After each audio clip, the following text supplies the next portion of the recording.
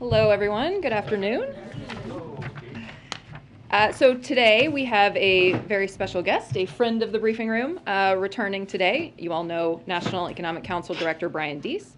Brian is joining us to give some brief comments and answer some questions on the president's actions today to respond to Putin's price hike by increasing the supply of oil and achieving lasting American energy independence. So I'm going to turn it over to Brian, who's going to make some comments, and then we'll take some of your questions. Thank you, Kate. It's fun to say thank you, Kate. I just wanted to give a little bit of additional background on a couple of the elements of what the president announced today, and then happy to take your questions. The first is on the release of the Strategic Petroleum Reserve. As you all just heard from the president, he today authorized the largest release from the Strategic Petroleum Reserve in American history, 1 million barrels a day for 6 months. And I just want to give you a little bit of context. First, the Strategic Petroleum Reserve itself is our national asset to deal with emergency supply disruptions in energy markets. There's currently 568 million barrels in the reserve, which is actually in 4 locations across southern Louisiana and Texas. And the president authorized this reserve under his extraordinary emergency powers associated with supply disruptions, which we have seen in the market are associated with Putin's unjustified actions and the reaction from the United States and allies in the world in no longer purchasing Russian oil. The scale of the release is unprecedented, so 1 million barrels a day, and the duration is also unprecedented, 6 months.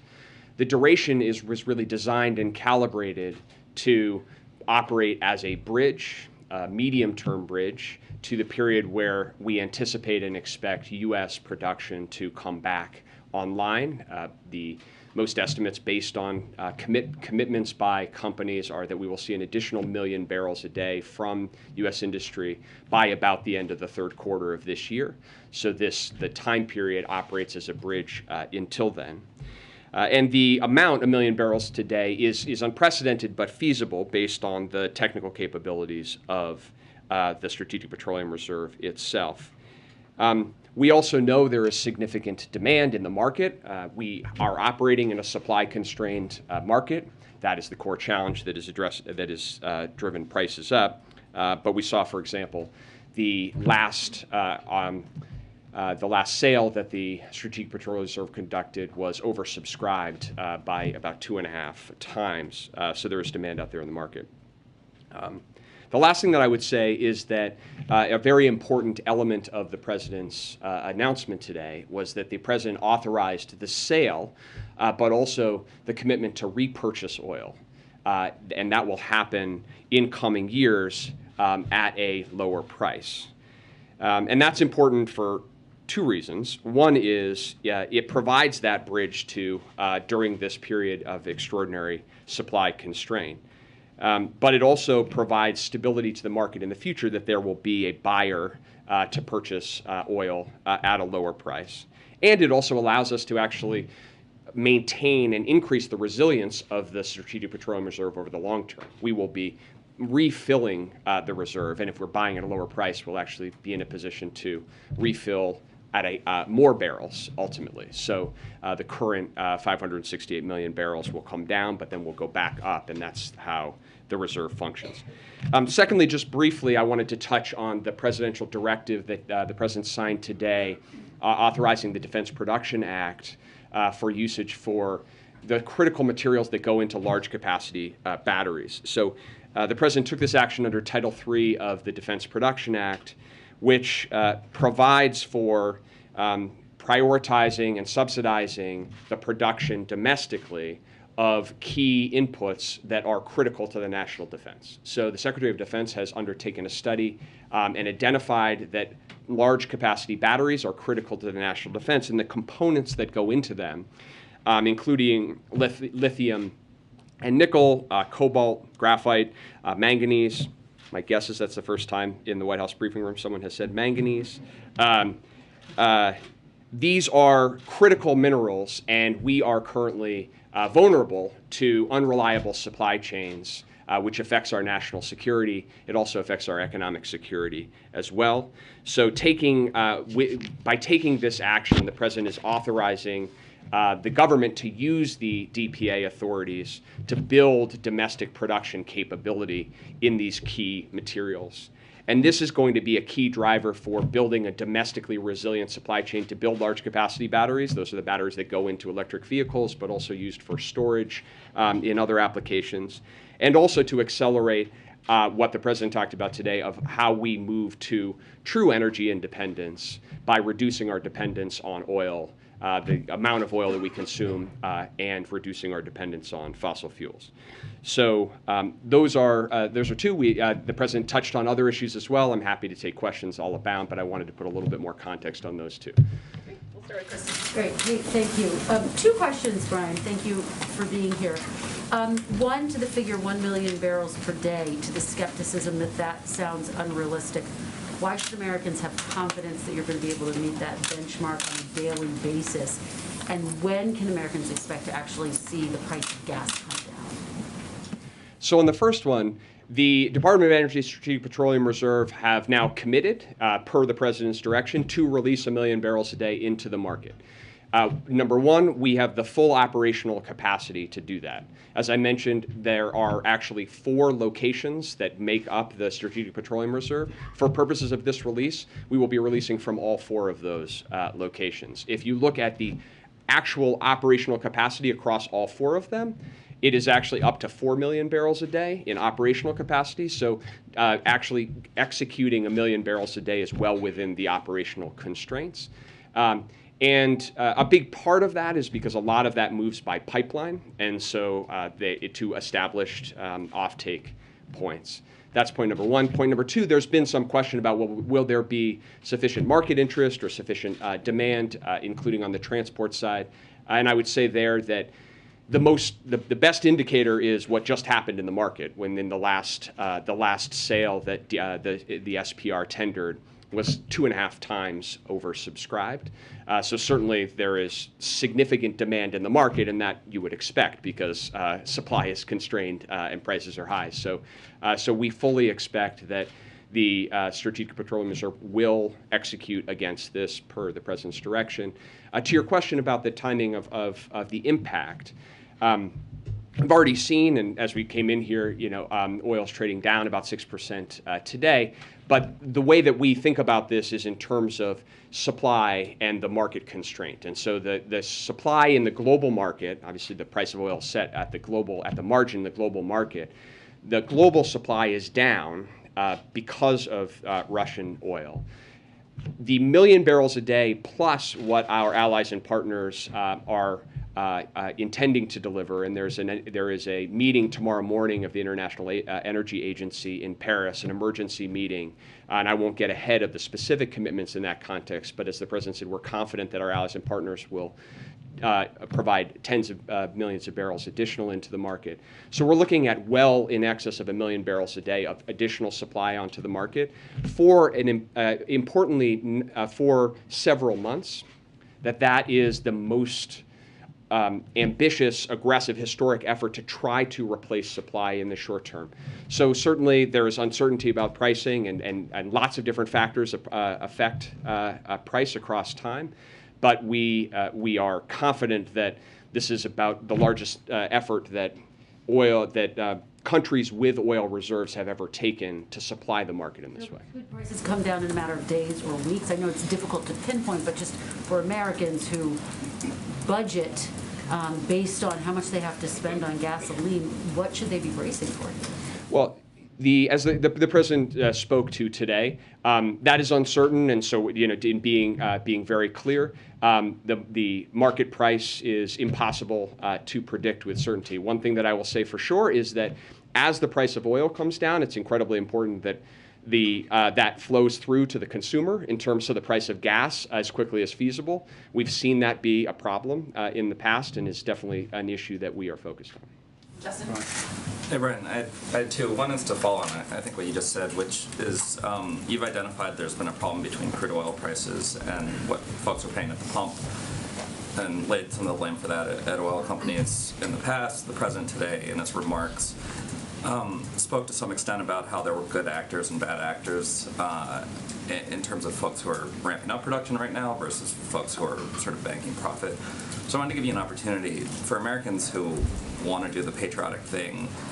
Where should they be going to buy their gas right now? Are there good companies that have worked with the administration and folks that you're frustrated with right now? And then my other question was on your former friends kind of in the green community that have expressed, I think, some level of frustration with the announcement today, feeling like it's doubling down on fossil fuels. Obviously, I know you've kind of made this argument that long-term you're trying to pivot towards green energy, especially with the second part of the announcement today. But what do you say to climate activists who are sort of frustrated right now? Great. So on the first part of the question, I would say our goal is to provide relief to all Americans in all geographies across the country, and that means doing everything we can to bring down the price of gas at the pump everywhere. And so that's our focus. And the issue of the prices of gas going up very quickly and tracking oil prices and coming down much more slowly is not new. It's old enough that economists have a particular term associated with it called rockets and feathers. But just because we can identify it doesn't mean that it reflects an efficient market or a competitive market. So that has been our focus. On your second question, I want to be really clear, and I think the president said this better today, but I will just underscore it. The circumstances in global oil markets today and global energy markets today provide the clearest possible signal why the United States needs to do everything it can to accelerate toward energy security and true energy independence. And the only way that we can ultimately do that is to reduce and eliminate our dependence on fossil fuels. That's what the president was clear about today, and that, in fact, in the very near term, making sure that we have adequate supply is critically important for American families who are suffering. But the opportunity to actually work in partnership with our European allies, for example, to help them reduce their own dependence by reducing demand for fossil energy, by moving forward on the plan that the president underscored today, we have a historic opportunity to do that, and we are wasting no time, and we are taking this is not causing us to do anything but move even more quickly in the steps that we can take. I think the message that we have is that not only can we do these things together, but we have to do these things together. Alice? Yes, thank you. I just wanted to follow up about the allies and partners who would be participating. Can you give any additional detail? Will China be participating in the oil release? So I don't want to get ahead of any specific commitments, but I'll say a couple of things. The first is that, as with every action that we have taken in relation to the war in Ukraine, the president and our entire team have been consulting and working incredibly closely with allies and partners on this. This was a significant topic in the president's call with the Quint on Monday at the leader level. Our teams have been working around the clock together before going into that and in the period since.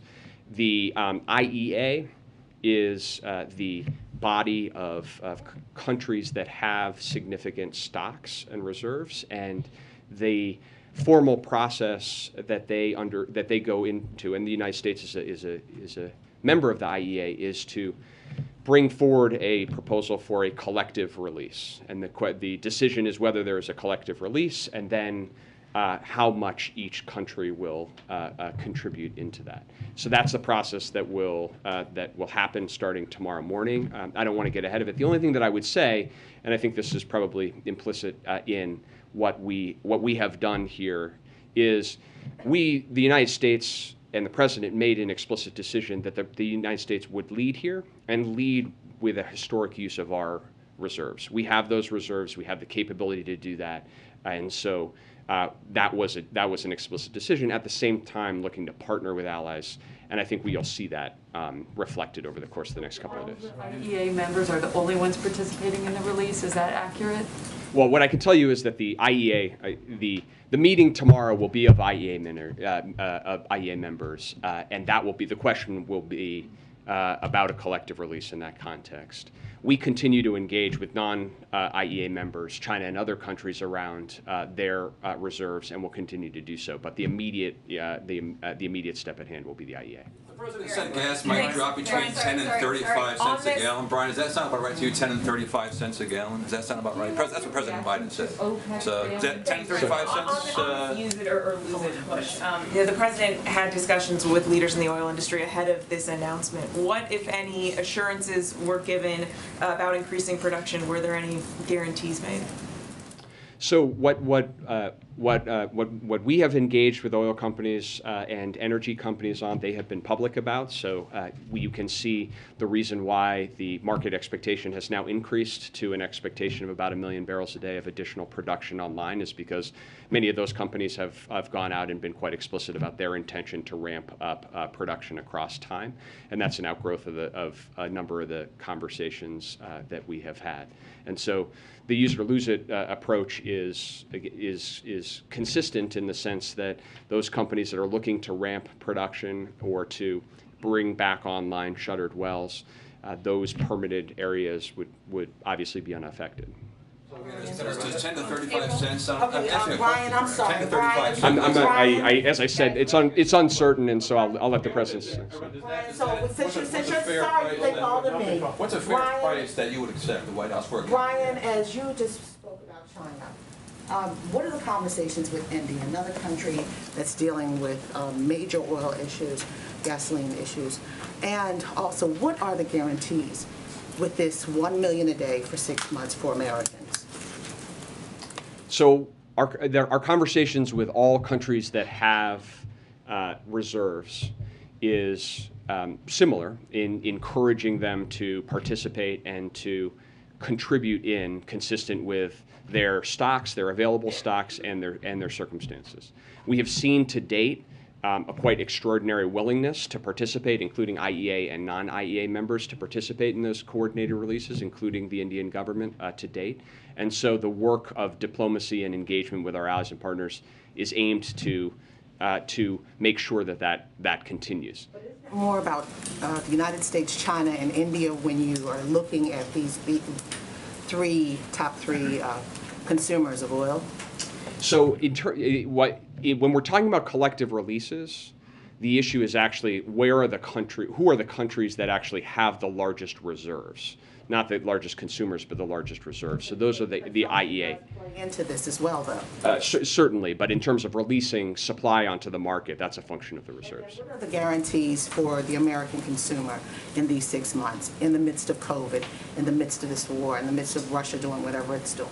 Well, and I think this goes to the gentleman's question as well. What the president has said is in terms of guarantee is he's going to do everything that he can. He's going to stay at this even in a very uncertain period, to do everything within his power to try to provide relief to families. And we can now commit that we will deliver 1 million barrels a day into the market, consistent with the president's directive across time.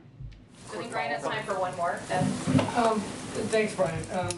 In talking about countries that may or may not get involved, curious if there's been any more conversation with Venezuela, Iran, Saudi Arabia about boosting production or about working out how we can potentially see more of their oil get back on the market. And then on the use it or lose it proposal he talked about, the idea that companies would be fined if they don't use their leases. Is there existing legislation he's referring to, or how would that work? Sure. And how is that, if not legal, how is that in keeping with sort of the capitalistic, he says he's a capitalist. Of course. Who is the government to be telling businesses what to do with something they've leased, I guess? Sure. So on your first, there are conversations, engagements ongoing, but I don't have any new update on that front. On the second, we start from the premise that all of these are leases on public land. So it's federal land, and so it's your assets as citizens and as taxpayers. And so the way the process works is that companies lease tracts of land. They then, in areas where they are more interested in potentially discovering, they then seek a permit within their leased areas. And so the way that this policy would operate would be to say, going forward, in those areas where you are holding leased land, but you are not exploring, then you would pay incrementally on that. I would say two things. One is, when companies lease, the lease with the federal government, again, this is companies operating with the federal government on public land, the lease is to explore and to pursue production. Those are the stated lease terms. So it's appropriate for the federal, and number two, companies can always rescind their leases or transfer their leases as well. So they can provide their leases back to the federal government if they no longer have any use for them, or they could transfer them as well. So this is really about a very practical issue, which is everybody, Republicans, Democrats, everyone is saying we need to figure out how to increase more supply. And so in those areas where we already know the leases have occurred, the permits have occurred, there's nothing more that needs to happen, we should be encouraging companies to operate. And if they don't intend to, or they don't want to, then they could hand those leases back to the government. Are you still concerned that gas prices could hit record highs this spring and this summer? So I'm not going to predict where the market will go. You'll find me not predicting on any particular forward data point. What I will say is that because of the president's actions today, because of a historic effort to put 1 million barrels a day of supply into the market, and because of the effort to work with allies and partners and galvanize a global response on this front, the market will be significantly more well supplied, and prices will be lower than if we didn't take this historic action. And that's what our focus is: actions that we can take to make sure that that prices come down as much as we can. Brian, one on food security real quick. Do you have any updates on the president's efforts to prevent real food shortages sparked by the war? So it's a issue of a top focus, and we will have more to say on that issue in the coming days, but I don't have a specific announcement for you today. Only incrementally raising production?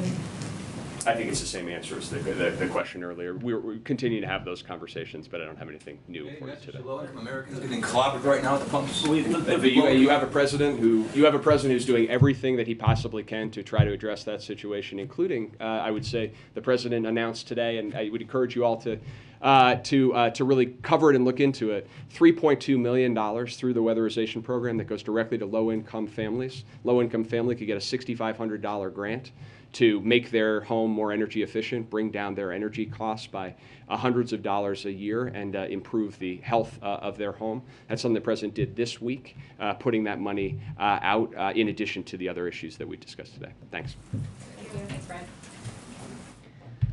Thank you all very much. So if you will just indulge me for a minute, I have a few announcements I'd like to make at the top here, so just bear with me. Today we're marking the Transgender Day of Visibility by celebrating transgender Americans who are thriving and making their communities stronger. Unfortunately, transgender Americans, particularly children, continue to face unacceptably high levels of bullying and discrimination. As you know, the president signed one of the most comprehensive executive orders on LGBTQI+ rights in history shortly after taking office, and this administration has repeatedly and forcefully called out state legislatures that are advancing legislation that discriminates against trans children and their families. Today, the State Department and Department of Homeland Security announced new steps that will improve the travel experience for transgender Americans. And the Department of Health and Human Services has released new resources for transgender kids and their families to help protect their mental health and ensure they receive the care they need to thrive. Finally, the president is reiterating his call for the Senate to pass the Equality Act to provide long overdue civil rights protections to transgender and LGBTQI+ Americans. As the president told transgender Americans in his State of the Union address, this administration will always have your back so you can be yourself and reach your God-given potential. Today, we're also celebrating the life and legacy of Cesar Estrada Chavez, a champion for social justice, an advocate for farm workers and working people who build and sustain our nation. a leader who has inspired generations of people to fight, organize, and expand opportunities for workers. When President Biden became president, he placed a bust of Cesar Chavez in the Oval Office as a reminder of the values and his vision to fight for respect, social justice, and equal dignity for all workers. The Biden-Harris administration remains committed to building an economy from the bottom up and the middle out that works for all. We fought hard to pass the American Rescue Plan that helped Latino workers, families, and small businesses to ensure that they had the support they needed through the pandemic. And we created a historic task force on worker organizing and empowerment to help workers to organize to provide an earned pathway to citizenship. Today, we join people across the country celebrating and honoring Cesar Chavez's legacy while we continue to advance the rights and dignity of working people. Today, new CDC data further underscored the mental health impact of the pandemic, including the fact that nearly half of high schoolers reported that they felt persistently sad or hopeless during the past year. As a mother of young kids, I know this is a huge concern for so many parents. The President has been acutely aware of the mental health impact of the pandemic on young people, which is why he made it a day one priority to get schools reopened safely and secure much-needed resources through the American Rescue Plan to address youth mental health, a bill which every single Republican, I would note, voted against.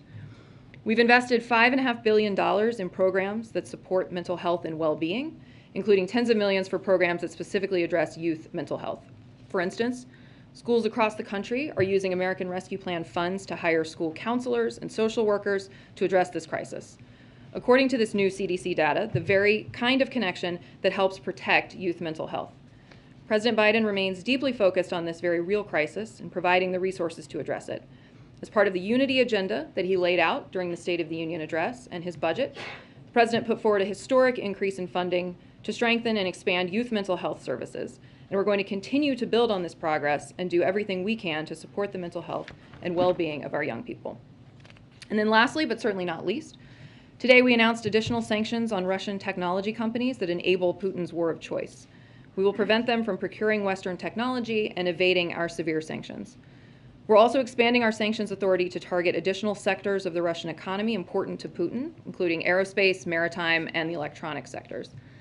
In the coming days, the Commerce Department will also take further action to degrade Russia's defense, aerospace, and maritime sectors by adding 120 entities in Russia and Belarus to the entity list, bringing the number of Russian and Belarusian parties added to the list to over 200 since the invasion began. Being added to this list means that these entities can no longer get U.S. cutting-edge technology without a license, which will in most, if not all of these cases, be denied. Compared to the same time period last year, U.S. exports to Russia of items subject to our new export controls have decreased by 99% by value. The power of these restrictions will compound over time as Russia draws down any remaining stockpiles, for example, spare parts for certain planes and tanks.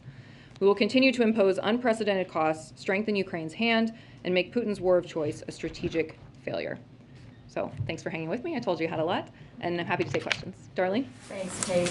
A couple on Russia. Can you elaborate first on the president's comment a while ago that there is some indication that Putin has either fired some of his top officials or put some of them under house arrest? What evidence or information does the White House have? Well, the president's words on that speak for themselves. I don't have a lot to add by the way of detail. What I would point to is certainly information that we made public yesterday about Putin and his military.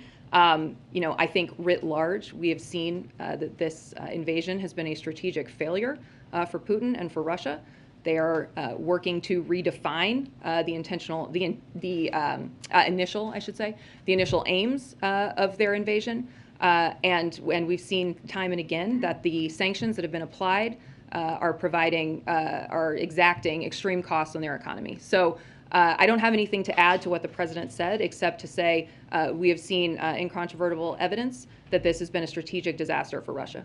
And the second question is, the United States and the UK have been working together to release intelligence information since before Russia invaded Ukraine. I was wondering if you could talk a little bit about the value of that relationship and how the White House thinks it's affected Putin's conduct in the war, releasing that kind of information. Well, I can't speak to how it has impacted Putin's conduct. That's, again, as I said yesterday, I'm not a spokesperson for the Kremlin. What I can say, though, is that we've made every effort to be transparent, even from the time before Putin invaded. We worked to make sure that we were providing information that gave a sense of what we knew Russia was going to do. I think to call them out in that way and to be clear that we knew what their intentions were had the impact of putting them on their back foot. I can't speak to how that's impacted their calculus. That's for them to say. But I think we've seen writ large that the invasion has been a strategic error, is leaving Russia weaker. Putin himself has said that the sanctions have imposed unprecedented costs on the Russian economy, and our role in this, is to continue to strengthen Ukraine on the battlefield, as we've been doing with an unprecedented amount of security assistance, and to continue to strengthen their hand at the negotiating table. And just one more quickly, going back to the information that you mentioned you all released yesterday, is that some sort of an attempt to sow division among the Russian leadership? And if so, does the White House think that is working? It is simply an effort to continue to paint the picture of what a strategic blunder this decision has been for Vladimir Putin. Mary? On that, it seems you're releasing even more information today. A U.S. official says you have information that indicates that some Russian government senior officials likely disagreed with Putin's decision to invade Ukraine, that their disillusionment is probably amplified by Russia's military underperformance. Is it your understanding that Putin is losing the support of some of his top officials? And why release this as well? Well, again, I don't have anything further to add to the specifics there. I can only speak to what this underscores, which is the larger sense that this has been a failure for Russia. I think we've seen reporting that morale amongst the Russian military is low, and I think that would not come as a surprise to anyone who's seen what the Russian military is enduring here. You have conscripts, you have people who've been brought in to fight this incredibly grueling battle. So I don't think it's a surprise to anybody that morale is low. But beyond that, I don't have anything specific that I can add. Mike? On the president's comments about people being put under house arrest or arrested, can you say, is it your understanding that those who are being arrested under house arrest are ones who sort of broke the bad news to the president about the military's performance, or are they ones who now are disagreeing with disagreed with the decision to invade in the first place? I don't have any further additional detail that I can add. Mike? You keep saying though that this is to try and paint a picture of Putin's strategic blunder or strategic error, but it certainly seems like you're needling and trolling Vladimir Putin here. Those are your words, not ours.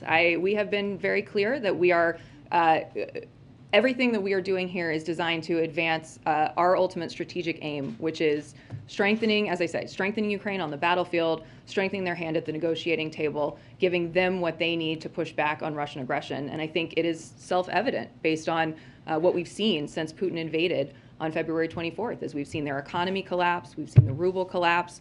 The impact of his choice has been significant, and we're going to continue to advance our strategy of doing everything we can to ensure that Ukraine has what they need to continue to push back on Russian aggression.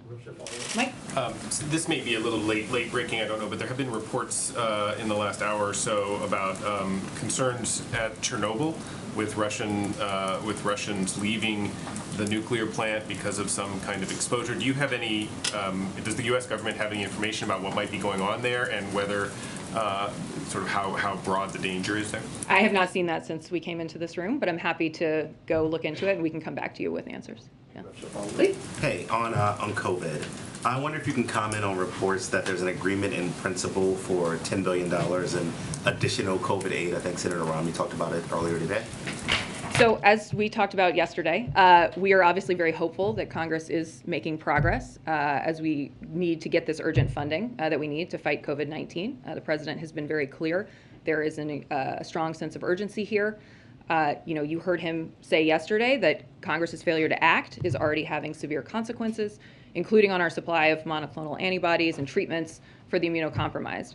So these are, as you note, ongoing active negotiations on this, and so we're certainly not going to negotiate from the podium, but I will say that the president has been very clear that there's an urgent need for this funding, and we're very hopeful that Congress is going to come to a solution on this. One follow on that. I think the plan calls for slashing some of the foreign aid.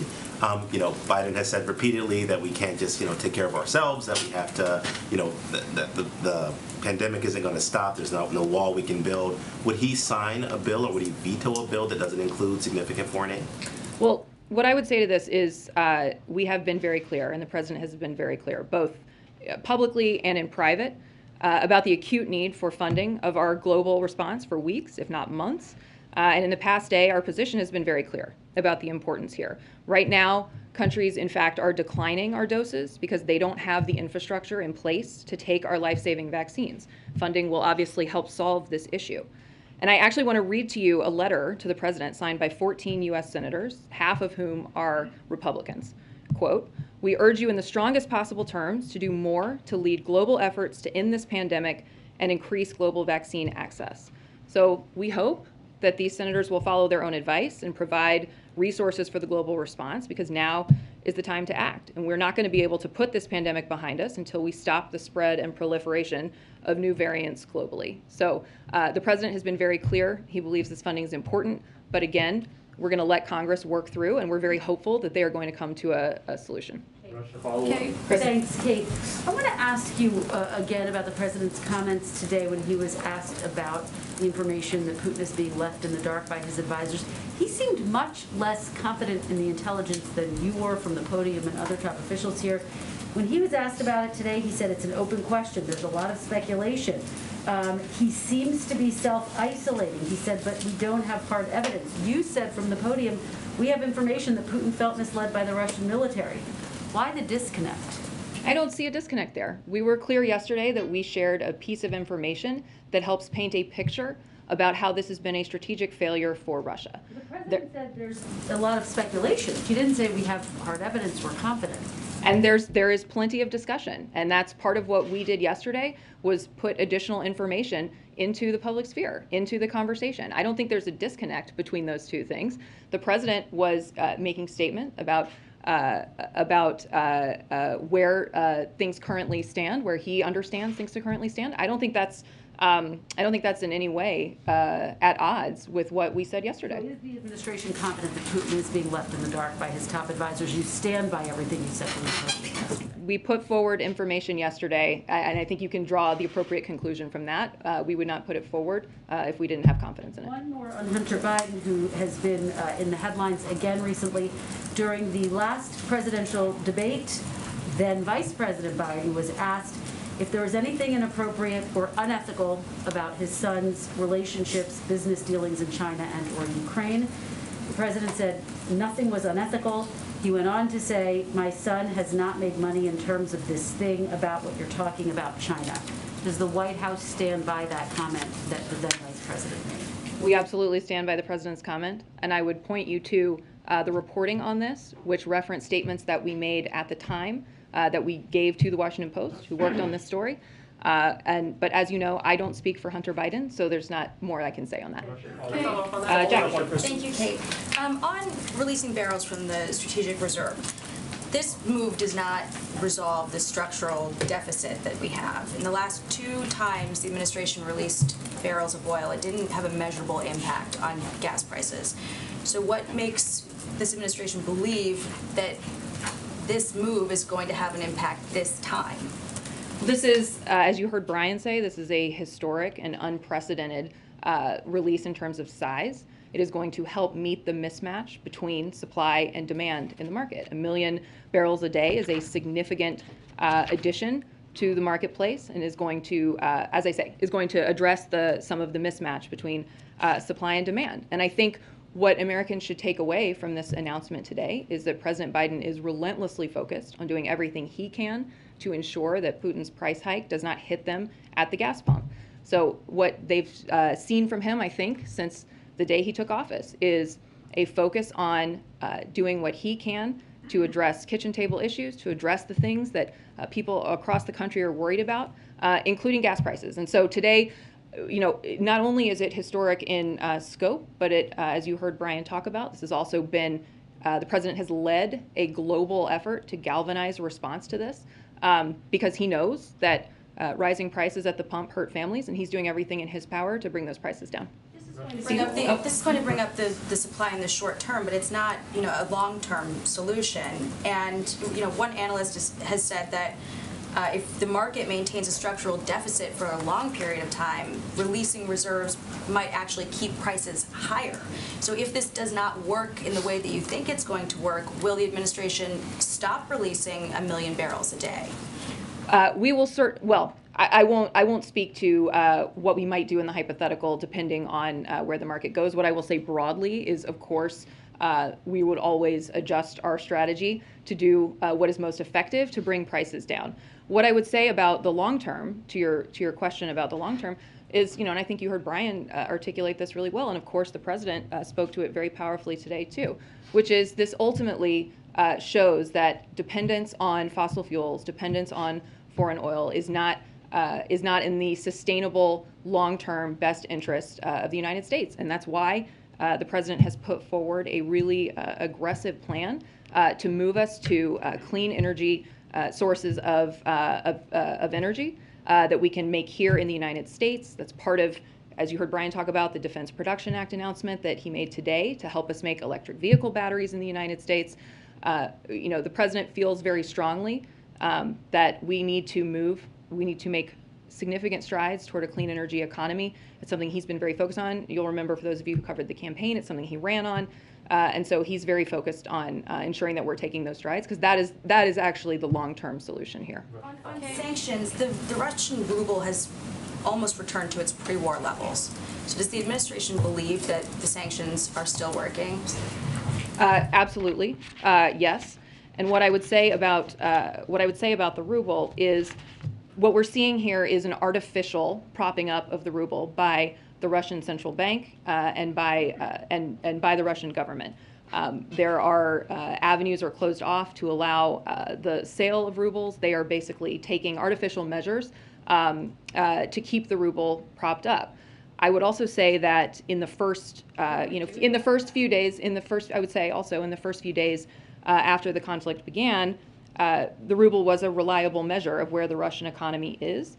But it is not any longer, in part because of these artificial steps that are being taken. So if you look at things like dramatic inflation in Russia, you look at private investment pulling out of Russia, if you look at Putin himself saying that the sanctions have imposed unprecedented costs, I think that's a better metric of where the Russian economy is right now. Steve? I want to follow up on Kristen's question about the president's son. Is it your understanding it's the president's view that as he looks at all of Hunter Biden's business dealings with his uncle, that neither Hunter Biden nor James Biden committed any crimes or did anything that was unlawful? So I don't have anything further to add from this podium. We addressed this with the Washington Post. We pointed to statements that were made in the fall of 2020 when we addressed these questions, and I don't have anything additional to add from this podium. Can I ask you if there have been, if you're aware, if there have been any discussions here inside this White House about whether the president might use his pardon or commutation power with respect to either his son or his brother? That's not a hypothetical I'm going to entertain. I don't have anything to add from this podium. Justin? Thanks, Kate. The president met with progressive lawmakers last night here at the White House, and afterwards they said that they pressed him on sort of a laundry list of executive orders and actions that they'd like him to take: canceling student debt, raising the overtime threshold, prescription drug costs. Are any of those sort of live here in the White House right now? Are they under consideration, especially, I think, relative to this negotiation that's going on about elements of Build Back Better and whether, the push and pull of those executive actions might help or hurt that effort? Well, I don't have any specific announcements on any of those specific pieces. What I would say more broadly is that from day one, the president has used the full array of tools at his disposal to achieve his objectives, and that's included legislative action, regulatory action, and executive orders, and he will certainly continue to do so. But I don't have any specific coming actions to preview for you right now. Sorry, real quick. Jordan asked you yesterday about the meeting in India with senior administration officials. Mm-hmm. Wondering, now that those have wrapped up, do you have any newfound confidence that India will decide against maintaining oil trade? with Russia or sense of what came out of the So I don't have any specific. I knew you were going to ask this, and I need to follow up with specifics because I don't have any. I don't have any additional specifics to read out beyond the fact that they were productive conversations. Dalip Singh, the Deputy National Security Advisor for International Economics, had really good discussions with his counterparts. And I know that the conversation was productive. I don't have additional specifics to read out, but I will. And by the way, I should be clear, I meant generically. I know you will ask, not you specifically. Shereen. Thanks, Kate. So on the SPR, some Republicans, for example, Senator Cassidy, have said that the president, with his move today, in terms of the unprecedented drawdown of the SPR, that he's risking long-term energy security to salvage coal numbers. Is that something that has played into the White House's calculus at all? And how would you respond to that? Absolutely not. What the president is doing is using every tool available to him to bring prices down for the American people at the pump. He's been clear that his focus is working to relieve the pain and the burden that working families, middle-class families, are feeling as a result of price hikes. So every policy decision that he makes is driven by a desire to do everything he can to ease that burden on working families. Just two quick ones, following up on Kristen's line of inquiry as well. I know Hunter Biden is not a government employee, you don't speak for him. Has the president read these reports? Do you guys take them to him when the inquiries come in, and what has been his reaction to them? I don't have anything additional to add on this from the podium, but thank you. Caitlin? And on Title 42, you're preparing to end this policy at some point soon here. There has been some concern expressed by Democrats as well as Republicans, but Democrats notably, about how the administration's preparing to wind that down and prepare for a surge. I believe some administration officials say they're anticipating a record surge. What is the administration doing to not only alleviate those concerns from moderate Democrats, some of whom may face voter ire for that, but then more broadly, how is the administration preparing for that surge, if you can sort of generally summarize it? Well, so thank you for the question. First, I would note, as I said yesterday, and we have said many, many times, obviously this is a decision that the CDC will make. That said, of course, we are preparing for contingencies. And so what I would say is, our goal is going to be to process migrants in a safe and orderly manner, but also, to be clear, most individuals who cross the border without legal authorization will be promptly placed into removal proceedings. And if they are unable to establish a legal basis to remain in the United States, they'll be expeditiously removed and returned to their country of origin. As a reminder, economic need and flight from generalized violence is not a basis for asylum, but rather asylum is for those with a well-founded fear of persecution on a protected ground. And so asylum and other legal migration pathways should remain available to those seeking protection. And we're working to expand legal pathways in the region so that people don't make this treacherous journey. Obviously, trying to enter the United States illegally carries consequences, and no one should try to make this dangerous journey or try to unlawfully enter the United States.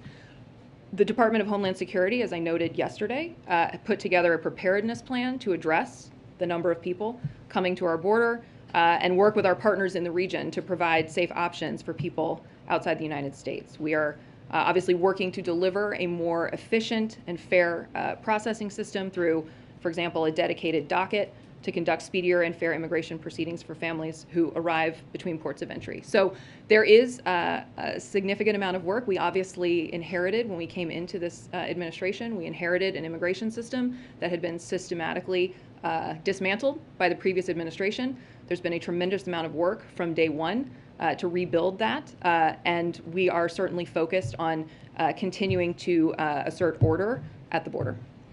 Thanks, Kate. One point of clarification. When the president says he believes Putin is firing or putting senior advisors on house arrest, he's talking about military advisors, right? No, I have nothing additional I can add beyond the president's comments on this. You can't say that he's referencing the Russian foreign minister? I think his words speak for themselves. Thank you. Alex? No, sorry, I've got one more. Sure. President Biden has not spoken to President Putin in quite some time. Are there any plans being made for the two of them to speak? Not currently. We've been very clear that any re-engagement of diplomacy at that level would require significant demonstration from the Russians of serious de-escalation, and we have not seen that. Oh, you need to see de-escalation before he'll speak to President Putin again? We've been very clear about that. Do you take any responsibility The White House has previously considered a gas tax holiday, but basically kind of ruled against it.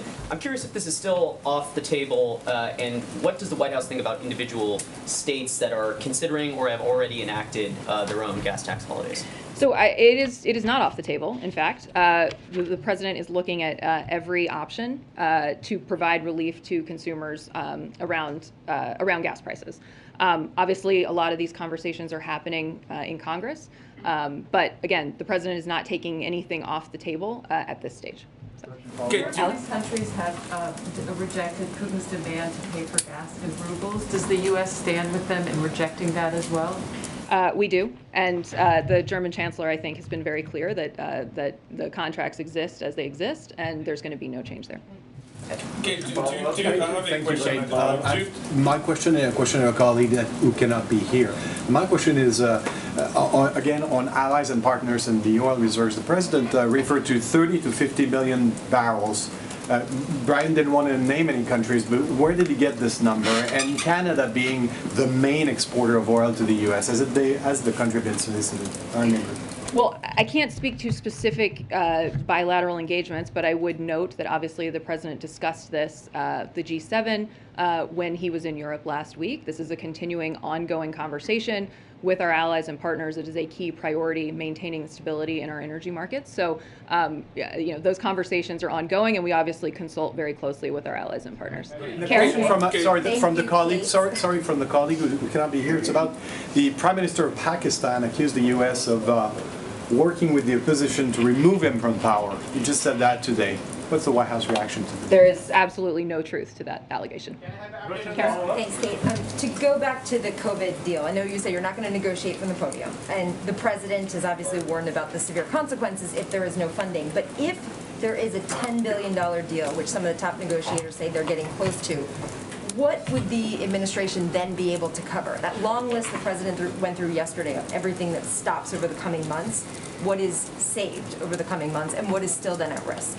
Well, obviously the specifics of this deal are continuing to be worked out, so I don't have a breakdown for you of exactly where that funding would go. This is a live negotiation, and again, obviously we're not going to negotiate from here, except to say broadly that this is an incredibly urgent need, and we really hope that the Congress is coming to a solution on this. Is there a top priority that you say that is the must thing we have to fund over the next couple of months? I'm not going to lay that out as the negotiation is happening. Obviously, this is being worked through on Capitol Hill, and we're hopeful that they are going to come to a solution soon.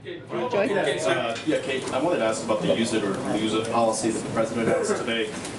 It requires congressional approval, and I know Brian was briefly asked about this, but I just wanted to clarify. I mean, has the White House prepared legislation on this?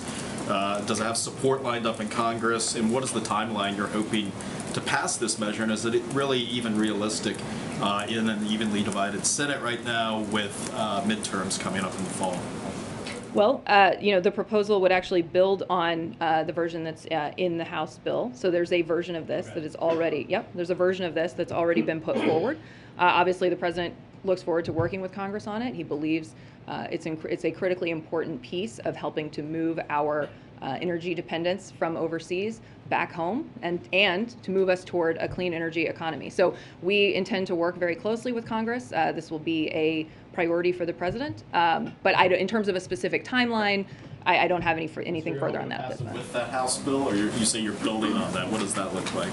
That will be an ongoing negotiation. We will continue to build on it. That's a discussion that we'll have with Congress. Obviously, this announcement just came today, so that work will be ongoing. Thank you all very much. Appreciate it.